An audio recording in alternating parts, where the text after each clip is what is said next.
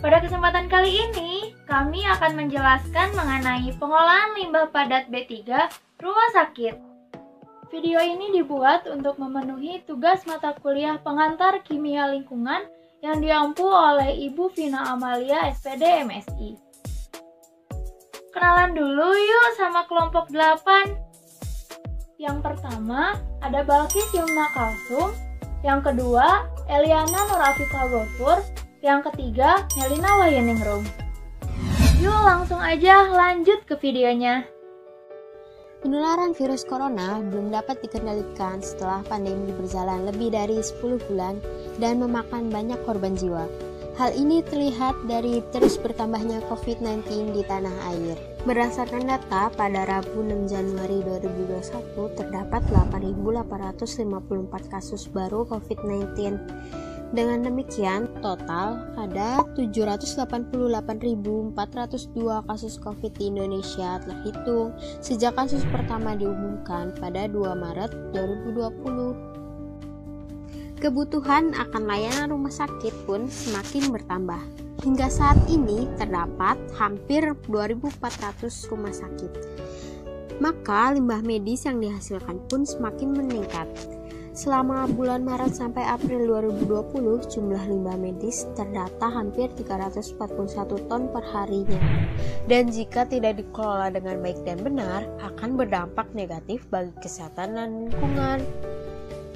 Limbah bahan berbahaya dan beracun atau B3 adalah sisa suatu usaha atau kegiatan yang mengandung B3, yaitu zat, energi, atau komponen lain yang karena sifat, konsentrasi, atau jumlahnya, baik secara langsung atau tidak langsung, dapat mencemarkan, merusak, dan membahayakan lingkungan hidup, kesehatan, serta kelangsungan hidup manusia dan makhluk hidup lainnya.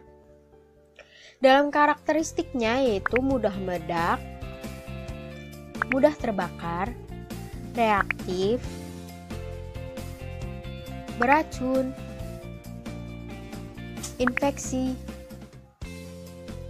serta korosif. Limbah medis akibat pandemi COVID-19 ini sangat berbahaya bagi masyarakat dan harus dikelola dengan benar dan aman. Limbah medis dalam strategi pengelolaannya dikelompokkan menjadi limbah infeksius dan patologi, limbah kimia dan farmasi, termometer dan tabung rusak, limbah tajam, serta limbah radioaktif. Berdasarkan Fasiankes, pelayanan hingga ke seluruh daerah, dari rumah sakit swasta hingga rumah sakit daerah, menghasilkan berbagai limbah medis berdasarkan sumber yang berasal dari kegiatan pelayanan kesehatan, yaitu instalasi gawat darurat atau IGD, poliklinik atau rawat jalan, rawat inap, ICU, ruang bedah, dan perinatologi. Sumber limbah penting untuk diketahui karena berkaitan dengan penanganan limbah tersebut, mulai dari tahap pemilahan hingga tahap pengelolaan, yaitu tahap pemusnahan limbah dan pembuangan akhir. Berdasarkan hasil penelitian sumber limbah yang didapat dari rumah sakit dalam melakukan kegiatan pelayanan kesehatan menghasilkan limbah medis dan non-medis. Ketika limbah tersebut dikelola dengan baik, juga dapat membuat lingkungan di sekitarnya lebih terjaga dan tidak menimbulkan bahaya ataupun penyakit.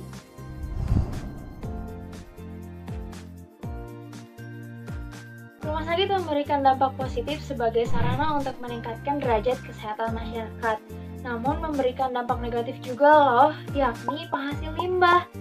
Pengolahan limbah buangan dari rumah sakit yang tidak baik dapat memicu risiko terjadinya kecelakaan kerja dan penularan penyakit dari pasien ke pekerja, dari pasien ke pasien, dari pekerja ke pasien, maupun dari dan kepada masyarakat pengunjung rumah sakit. Dampak yang muncul akibat kontak dengan limbah medis yang berasal dari fasilitas rumah sakit adalah infeksi yang ditularkan melalui darah, cairan tubuh, tinja, muntahan, dan lain-lain, yaitu yang dapat menyebabkan masuknya agen penyebab penyakit, misalnya infeksi virus pada darah. Dari permasalahan yang ada, banyak rumah sakit yang belum mengetahui tentang bagaimana cara mengolah limbah padat B3 yang benar. Para ahli lingkungan di Indonesia menyebutkan terdapat cara 4P, yaitu 1. Pengurangan dan pemilahan limbah B3 yang dilakukan dengan memisahkan tempat penampungan atau wadah dari sampah medis di ruangan menjadi 3 macam, yaitu wadah sampah medis tajam, wadah sampah medis lunak, dan wadah sampah B3 yang terdiri dari limbah benda tajam, limbah genotoksik, limbah farmasi, dan limbah radioaktif yang terdiri atas bekas, suntikan, dan masih banyak lagi, serta melalui tata kelola yang baik terhadap setiap bahan atau material. 2. Penyimpanan. Penyimpanan dilakukan menggunakan wadah atau kemasan dengan warna sesuai dengan jenis limbahnya. Tempat penyimpanan sementara harus dilengkapi dengan alat pemadam kebakaran, pagar keamanan, pembangkit listrik cadangan, fasilitas pertolongan pertama, peralatan komunikasi, gudang tempat penyimpanan peralatan, pintu darurat, alat tanda bahaya, serta keterangan koordinat lokasi. 3. Pengangkutan. Limbah B3 dari ruangan dilakukan sebanyak 3 kali dalam sehari. 4. Pengolahan. Pengolahan sampah medis dilakukan melalui proses insinerasi dengan menggunakan insinerator dengan suhu minimal untuk primary burner yaitu 800 derajat Celcius dan secondary burner minimal 1000 derajat Celcius. Menurut Depkes tahun 2006, upaya minimisasi limbah bahan kimia dan sediaan farmasi yaitu dengan yang pertama memonitor alur penggunaan bahan kimia dari bahan baku sampai menjadi limbah, bahan berbahaya dan beracun. Kemudian memesan bahan-bahan sesuai dengan kebutuhan, lalu menghabiskan bahan dari setiap kemasan dan menyeleksi bahan-bahan yang kurang menghasilkan limbah sebelum membelinya.